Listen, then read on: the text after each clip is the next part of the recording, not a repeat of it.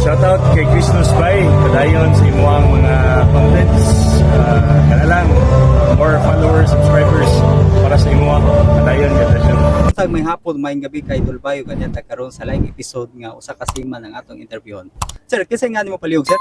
Richard Vicente, Taga-asa mo ka sir? taga Cebu City. Then balikan nato yung pagkabata ba. Unsa yung struggle or mga challenges mo nagian nga before ka nahimong seaman? Nagdako ko sa Kalisod, pobrera man akong parents. So, from Kalisod, dito ko na-inspire nga kinanan na ako'y maayong trabaho para maka-provide ko sa akong parents, sa akong family. Unsa ba nagian mo mga kalisod gyud na kaingon maka-miagi ka kalisod? Sama sa example unsa man? Pobrera jud mi, among balay, barong-barong lang kanang nagtakilid bitaw na kubo nya kasuway kog paninda sidewalk. Car wash. Car wash po. So, muna siyang muna akong mga kaagi sa bata pa ko. Then walay nagsulti mga parents nga mo ni kuado nga mag-maritime ka para mahawas ta sa kalisod. Wala raman ka ng akong pagkuhaan ng kurso is ako ara ng decision. So, ni-support sa akong family, akong parents bisag pobreme. So, nangita sa pagi aron maka-provide sila sa akong pag-eskwela. So walay naka-employees for naka-advise nimo.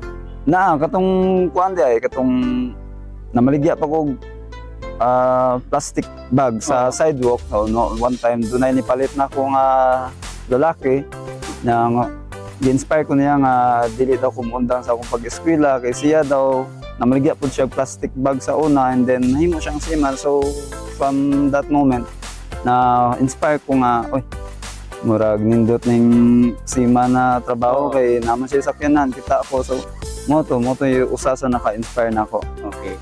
So mao na to pag-graduate ko sa college sa Maritime, unsay ginabuhat nimo sir? Pag graduate na ako sa college, ni apply ko sa Coast Guard. Nya moto 9 years ko sa Coast Guard from 2002 to 2011. So mao to siya, nayagi kong Coast Guard, then from Coast Guard, diretso kong seaman. Okay. Sa imong pag-apply mo sa Coast Guard, na ba yung mga exam or training na agian nimo pud? Ni agi jud ko sa proseso. So, exam, medical, then training. 6 months training. So kadong training no, matawag na to no, pang military mo ito, lisod po siya no, kaysa i-compare nimo sa as a seaman no. Lisod sa akong giagyan na training ko sa Coast Guard is lisod sad. So kato ba pagka Coast Guard mo kaingon tay stable job na gito na anong mibalhin pa mo ka pagka from Coast Guard to seaman no, mibalhin pa pagka seaman nga stable naman ka?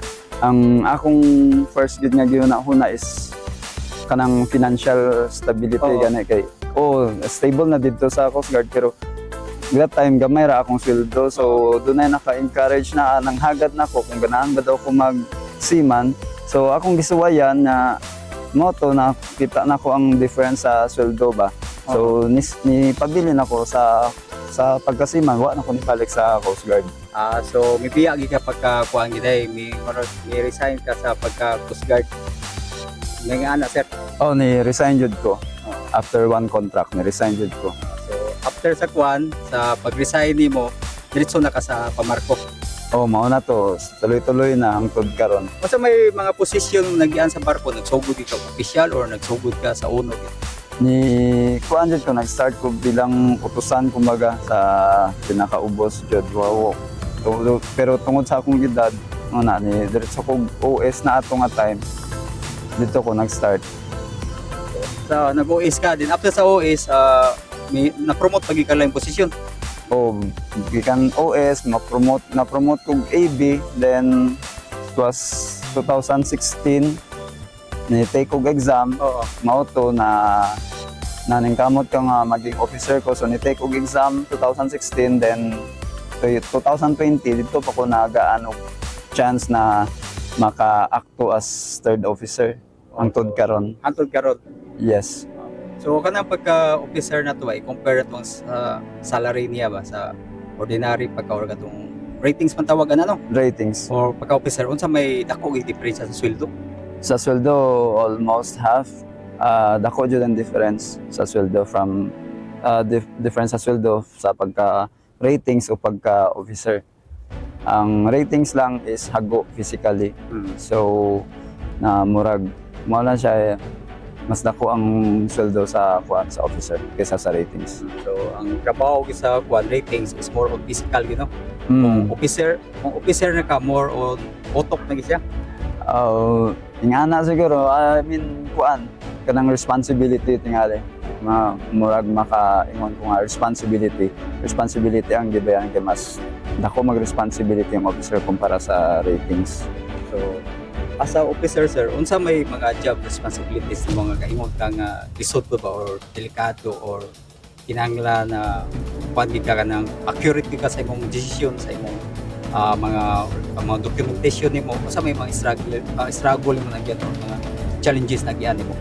Ang adjustment nako from being a rating na nahimo kong officer is ang akong pahuway murag nalahi na jud kay ang ratings human sa adlaw, human sa imong trabaho, sud ka sa imong kabina, relax na ka. Pagka-officer na ako is bisan naghigda na ka, matuog na ka is napakagihuna-huna. So napakagipang consider mga bagay nga angay nimo buhaton, angay nimo i-prepare. So mo na siyang difference. Mo na siya bali baga lahi ang hago pud sa ratings, lahi pud ang hago sa officer. Okay. Like for example sa mga officer nga kuan nimo, like nimo officer magid ka. Usay ika-advise mo sa mga ratings nga gusto mag-officer? Kanang kuan lang gyud. Work hard lang gyud. Nya dili jud nimo na kuan don jud nga kinahanglan makuha jud nimo kanang kuan natural lang ba nga work hard ka, extra effort.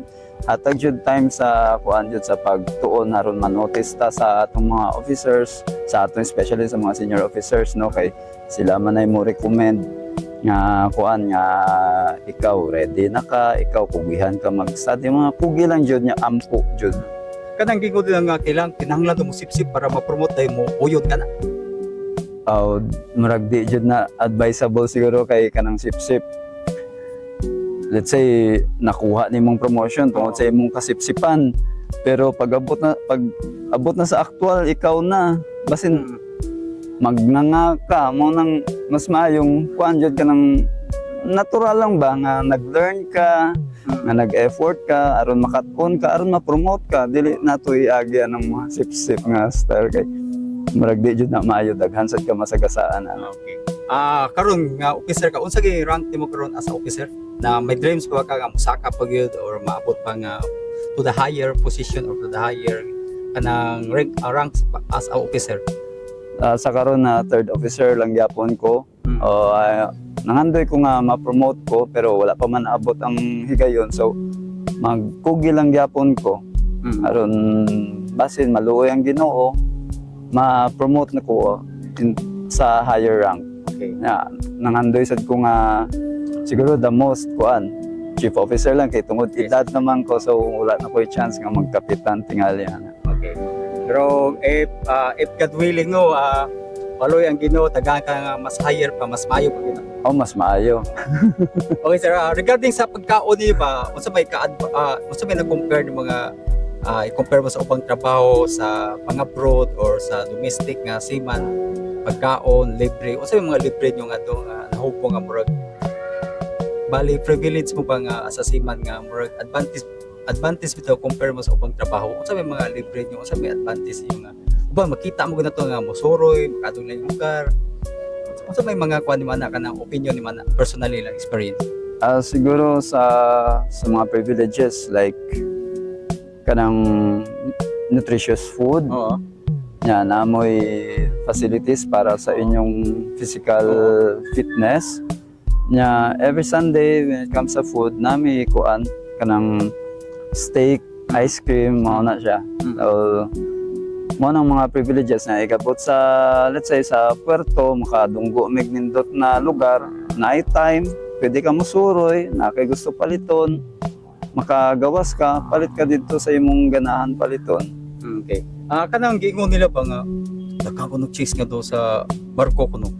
nakasuway po gana or nakita po na nimo na experience pa nimo nga ingana nga monaka sila or moadtog sa bar once nga nasa Puerto tinuod gina sir or sa opinion mo na? Ako bilang batanon pa sa una, murag nagkuan sa ko na nagunahuna ako pero kaluoy sa Ginoo wa jud ko kasuway nga gisakan mig babae or Oo. nangadto sa bar pero dagan ko na dunggan mga karaan mga seaman sa una nga naado na ako ng manakado especially sa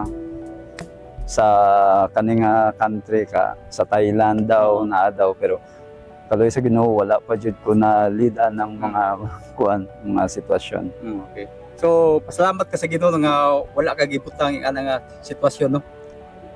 Ana jud. Then unsay ka-advise mo sa mga aspiring nang eskwela pagkaron sa maritime nga buot mo sud ni as a seaman nga labi na sa overseas?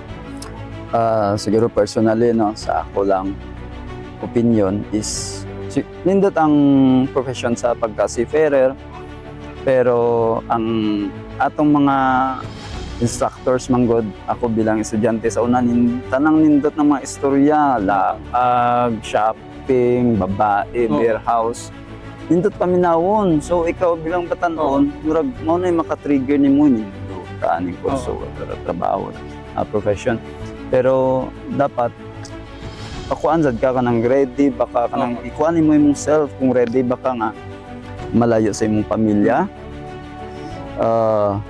ready baka makighalubilo sa different nationalities sa balod mga harsh weathers Sabot mo nga balot. Grabe ka kaya kayo. mga dagko kayong balod nga mga tag Makatug mo na. o sa umpisa maglisod jud ka pero sa experience maanad na ka so ako kaluoy sa Ginoo makatulog raman jud ko para paraan lang ba ngita jud kapag Kung makapauwi silang ka uban musuka mo kuno nya di mo kaot tinuod na sir. Nga musuka kuno green. ako naka-experience ko ana personally suka jud ko pero sa experience maanad ra ka I don't know sa uban kung na-use na ba sila sa balod pero ako kaluoy sa Ginoo na umbaga na-use na ko ba so di na ko musuka di na maglabad akong ulo. So usapay ka-advise mo sa mga kwan ipuno pa nimo ana. Gawas sa kwan sa during na kwan ato like sa estudyante pa ka nga nindot kay istorya sa maestro mo agree ka na. Na siguro mga truth behind na nga mga stories pero mo lagi na dapat andam sad ka sa mga negativities ba. Dako ang income maka-provide ka sa imong family, sa imong mga needs, makapalit ka sa imong gusto paliton. Pero handa ba ka sa mga factors nga nang malayo ka sa imong pamilya, mga ingana. Okay. Bali ang pinaka-struggle no kana din malayo sa pamilya no. Nakasuway po ka na ma-homesick ka nga wakay gana mo kaon or tungod gimingaw ka sa pamilya. Nakasuway po ka na sila nga unsay mga unsay pinaka-lisod o pinaka-happiest moment, pinaka-malipayon nga time sa mga seaman o pinaka-lisod sa time sa mga seaman? Siguro ang struggle is kanang mularga ka especially first nimong contract nga dili ka anad nga malayo sa imong loved ones. So mo na siya nya sa time nga mularga ka nya na kay anak so lisod sad na siya bugat sad na siya nga time. Ang happiest nga moment is kanang padung nakauli kanang kunang last day na nimo ana or weeks na lang days na lang nya mo uli na ka mo na siya. So kanang padung nakauli makatug pa ka na or kanang normal lang gyapon? Magkatong bago-bago pa ko, di jud ko katugan na, sige gimpake, hawas na po, impake na sad niya, karon murag na anad na ko, so makatulog raman ko. Okay. Regarding sa imong retirement plan, dugay pa may no, pero doon na po kay plano mo settle down or magnegosyo sa Pinas or makauban mong pamilya? If given a chance, God willing, kung tagalang higayon sa Ginoo mo undang din kung nalay mga opportunities diri nga maka-income ra ko nga maka-provide sa needs sa akong family mas mayong diri na lang ko sa lupa mag-work siguro or magnegosyo. Mukwit og pagbarko. Okay. So mao to final message mo no para sa mga para sa mga asawa sa seaman o sa may kasulti mo or sa mga anak nga mabiyaan sa Pilipinas during usampan na pod mo. O sa may message mo na nila or sa imong mga ginikanan totally sa pamilya gid. Sa may message mo nila. Ako lang girlfriends, asawa, Oo. mga anak. Huna-unaon ninyo na ang inyong boyfriend, papa o bana is Oo. trabaho sa layo, makigubat ngadto sa lahi-lahi na nationalities, sa lahi-lahi na panahon. So dapat kuan lang supportive lang ta, dili lang ta mangaway unta. Oo. Kung na may mga disagreements or misunderstandings, dapat istoryahan lang kay pait kayo ng nata sa barko niya. Awayon pa sa atong asawa o girlfriend, so pait kayo ng sitwasyon. So dapat kuan lang unta, hangyo lang ko sa mga asawa, girlfriends nga magkuan lang nagsinabtanay lang ba.